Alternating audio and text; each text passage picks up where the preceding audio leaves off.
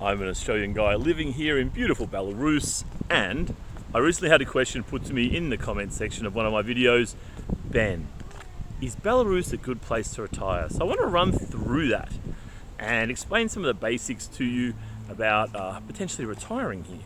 So first of all, we have women and dating. I'll cover that first because I think that's what people really care about the most, but also health system, culture here, language, infrastructure, food supply, food quality, etc., etc.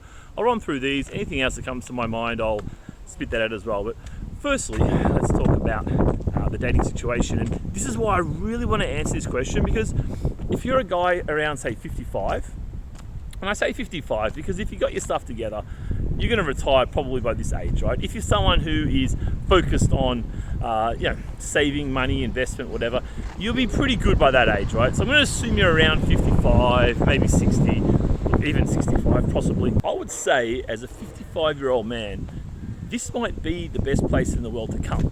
Now, let me change the view as I stroll down this beautiful little area, and I'll tell you why. So let's go through the age ranges of girls here.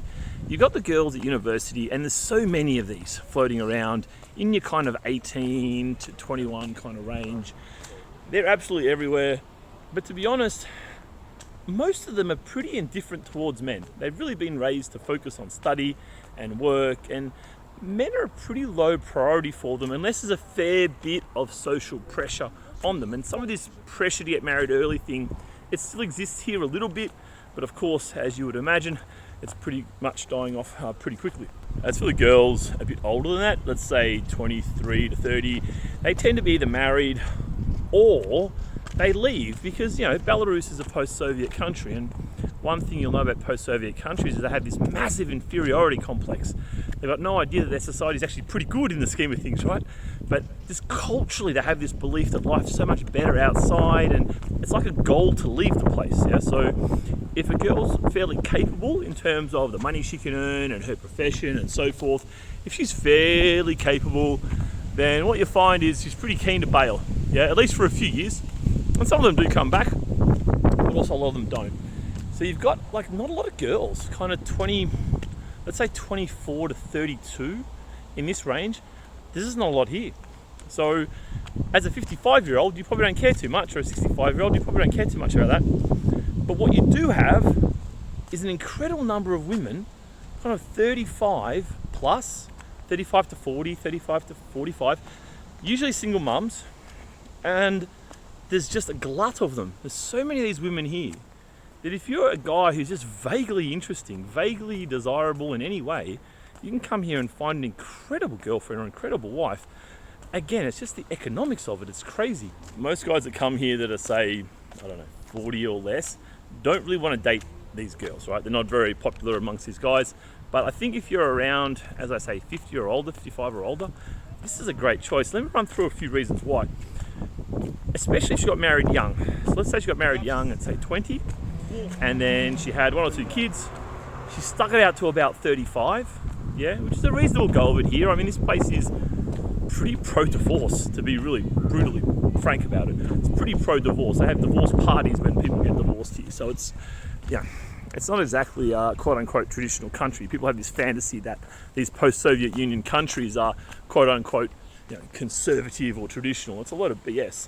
They're very much post-feminist. They just haven't got the hateful part of feminism here, but they've very much got the divorce part and the separation and do your own thing, etc., etc. That's very much drilled in here. So if the woman got married at about 20, say divorced at 35, say she's 36, a lot of these women have only ever slept with their husband, and since divorcing they probably haven't dated or had a boyfriend, anything like this, and they want to, but the reality is they just don't think it's quite possible, and their expectations don't fit in with the market on what's on offer. And that's really a key kind of thing here. Their expectations are high, and Belarusian girls really hold their standards. They don't adjust to the market situation, right? So you have just a glut of single mothers who are often really well taken care of. They really look after themselves. They still look great, often at 35, 38, even 40. They might have 1 or 2 kids. They're often pretty close to grown up, and these women are kind of free agents. As I say, they're attractive. They're often very patient. They're very kind. They've gone through motherhood. They've gone through a marriage, which is probably just meh. And if you come along as a somewhat suave, charming, caring kind of guy, they'll really appreciate you. And as I say, the economics of it is just incredible. Now, of course, the stereotype of single mothers is not a positive one. And you know, if you're in a situation where you find a woman who's say 35 and she got married at 32 and she's had one kid and already divorced at 35, well, that's a whopping big red flag, obviously. But if she gets married younger, she sticks it out for a good chunk of time, that kind of 15, even 20 years. Look, that's a pretty good effort. Again, you got to think about the culture and so forth. All right, that's enough on women. Let's talk about food here. The quality of the food is quite good. The food supply is good. The meat is tasty. Lots of chickens, eggs, vegetables, fruit. Good food supply, good quality food supply. Belarus is known for its dairy. If you like cheese, you're in your place. You like cakes? Oh man, the cakes here in Belarus are friggin' epic. Bit of a sweet tooth, look out. So food supply is good. Restaurant, oh look man, the restaurant quality is a bit mixed. You don't find too many really bad places, but you also don't find too many good places, right? You have a mix of food. There's an Indian place, maybe 3 or 4 Chinese places. Of course, there's Belarusian places as well with, what's that place called? Vasilki, a very famous chain here with lots of pretty good Belarusian food. But yeah, Belarusian food is, it can be tasty, but it's not very healthy, quite frankly. So if you care about your health, you're probably not going to eat a lot of fried potatoes, right? That's the reality of it. But other than that, the food supply itself, if you're cooking at home, is very good, apart from seafood. Obviously, we're in a landlocked country here. But yeah, the steaks are delicious, absolutely delicious. Plenty of fresh food available, so no problems there. In terms of infrastructure, as you can see from my videos, this place is set up pretty well. Lots of space on the roads, footpaths. Good metro system here in Minsk as well. There's a really good regional bus service as well, so you can get from here, because Minsk is kind of in the middle of Belarus, so you can get to the borders within maybe 3 hours via bus. It's all very convenient, works really well. It's easy enough to get a car here if you want a car, but a lot of guys don't bother. Like most of the guys I know here haven't bothered to bring a car in, they just rely on the transport and on taxis, because the average taxi, I mean, you can go from one side of Minsk to the other for, I don't know, maybe 15 bucks. Probably not even that. My average taxi ride's probably about $3, something along those lines. In terms of health and medical stuff, this is something people really worry about. Of course, if you're getting to the riper ages in your 50s, 60s and beyond, you're going to care about this stuff. When I first came here, I simply Googled health system in Belarus, medicine Belarus, doctors Belarus, something like this. And the general vibe was there's a whole lot of shortages and the system's crumbling. That was the vibe. But I get here and there's no shortages at all. Maybe in really refined niche areas, possibly, but for things like allied health, dentistry, other low-level stuff, oh my goodness. You can just make a booking and you're in, like the next day. You want to go dentist? You can go tomorrow. I know where I'm from, the queue's a lot longer than that. So for a lot of basic stuff, oh man, there's a real glut here. They've got a lot of students coming through studying medicine and the like, so the health system, if you're willing to pay for it, is pretty good. Now again, some micro niche stuff you might have to cross the border for, but apart from that, I'd be fairly confident as long as you're willing to pay for private stuff.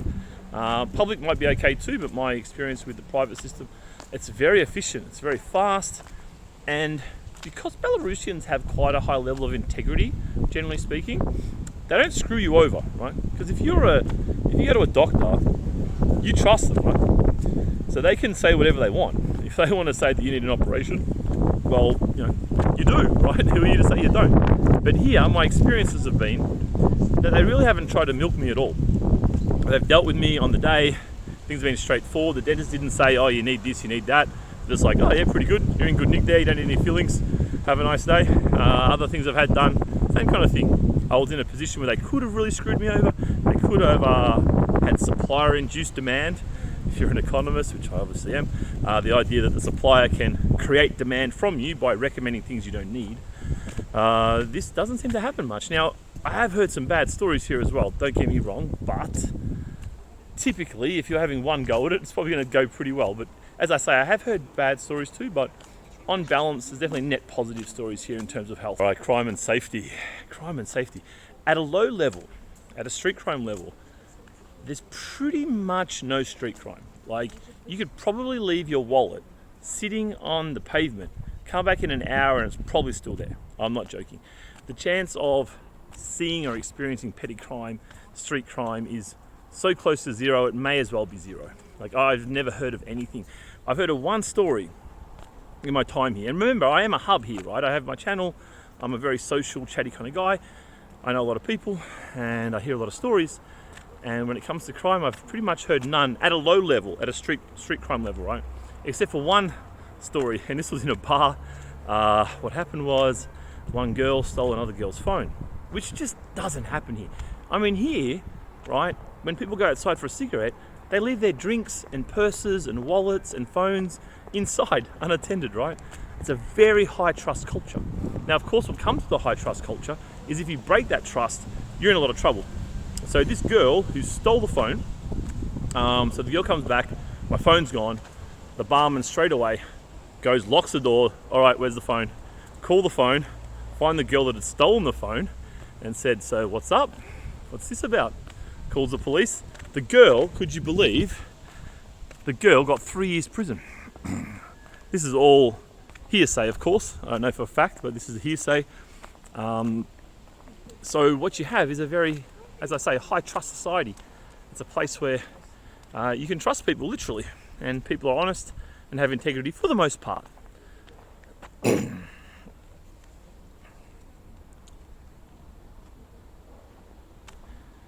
Now, of course, there is some corruption in some areas of society, quite significant corruption, of course, but unless you're at a point where you are interesting to people who are more powerful than you are, i.e., well, for example, if you have a big business or something, unless you're doing something that's significantly economic, no one's going to care about what you do. Yeah, just you do your own thing, live your own life. No one really cares. But if you start getting up there economically in a very visible way, then the powers to be are going to be very interested in you and maybe want a piece of it or kind of negotiate something. So you've got to be aware of that. But again, unless you're going to set up like a really big business here, there's really nothing to worry about. Let's talk prices. This is something really fundamental that slipped my mind. Look, we're probably looking at around, here it would be around 40% of what a price would be in the West, maybe 50% of what a price would be in the West. It depends entirely what it is, right? So food and stuff can be less than 40%. Do keep in mind that anything imported, there's import taxes, so anything imported tends to be very expensive, often more expensive than the West, so keep that in mind. However, apartments, rents at the moment are very cheap. A 2-bedroom, fully furnished apartment, basic, entry level, you know, maybe a little bit of babushka vibes, 350, 400 US a month. Talking about close to the city centre of Minsk here. If you want to go out a little bit, maybe 300 a month. So the rents have really come down. It includes everything from bills to furniture and so forth. So the rent prices are really low at the moment. They've more than halved since their peak back pre-COVID and other things that have happened here, which I'm sure you're aware of. In terms of like shopping and getting a new phone, electrical goods and so forth, people will generally just nick over the border, drive over to Belarus. Of course, you've got to be careful if you go bringing back 4 iPhones in their boxes. Customs are like, what's this, mate? Pay some tax. But if you just go over and buy a new phone, unwrap it, put it in your pocket, have a new laptop, okay, unwrap it, put it in your bag. If you're just doing this kind of honest thing, there's no problems doing that. Things will work out cheaper for you. You can maybe nick over the border once a year, once every couple of years. So it's really no big deal. Finally, I want to talk about language because there's not a lot of foreigners here. Yeah, there's not a lot of foreigners here, and a lot of foreigners that come here end up being really lonely if you don't tap into the networks that are here.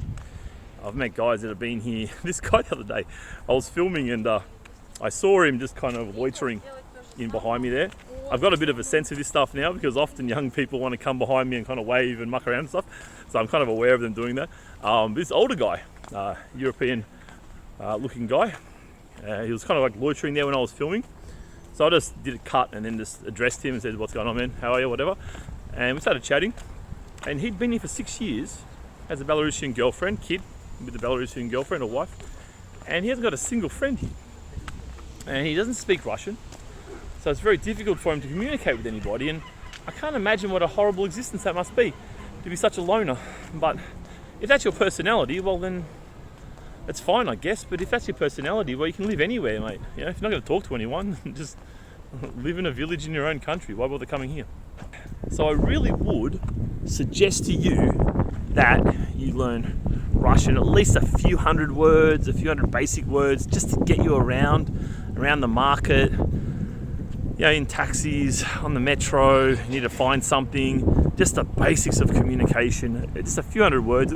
You'd learn 500 words in a month if you had a fair crack at it. That's probably a good starting point. I would really recommend that. But once you start doing that and you start having conversations, you'll probably feel the urge to learn more. But to become fluent in Russian, my friend, is no mean feat. I'll tell you what, I reckon I became fluent in Indonesian, basically fluent, conversationally fluent, high B, kind of low C level. I reckon 6 months of living there. Such an easy language. I refer to this as my other experience of learning language. Here, oh man, the grammar just mutates every single word so much that it's really difficult to know what people are saying, to be honest. It's a difficult language to learn. Again, the conjugation, there could be 15, 18 versions of any single word, sometimes with a prefix, a suffix, sometimes with some letters in the middle there, depending on the word. So it can be a tricky language, man, really tricky language, and unnecessarily complicated. So what I see is when people learn Russian, including me, it's just bloody annoying because there's just too much detail that doesn't add value to the language, you know. So yeah, it's up to you if you want to get fluent or not. Look, I probably would, because you want to connect with people around you. A lot of people, older guys maybe want to have a kid here. If you're going to do that, you really want to integrate. You want to know who's around you, who's your neighbour. Have some friends. Be able to communicate your ideas and thoughts and feelings with people. Like, without that, I reckon it's a pretty nasty kind of way to live, right? In my opinion. One thing I want to say, I didn't mention earlier, about the dating situation if you're a retiree. If you're like a 55-year-old guy, right, and the woman you're dating or marrying or cohabitating with, say she's 38, there's a really good chance if you want a kid, she'll be up for it. Yeah, so probably only one, but there's a chance she had one when she was like 20, and that kid's grown up. Yeah, so that's the other thing. You won't have to worry too much about the children. Children here are raised to be pretty independent from a young age. It's the nature of the culture here. So what you'll find is that the women often at that age will be really open to having another kid if you want one. So if you're 55, she's 38, you have another child. It's pretty cool. Have a second go at things. Something that was reserved for very elite, wealthy people back in the day, or absolute trailer trash, one or the other.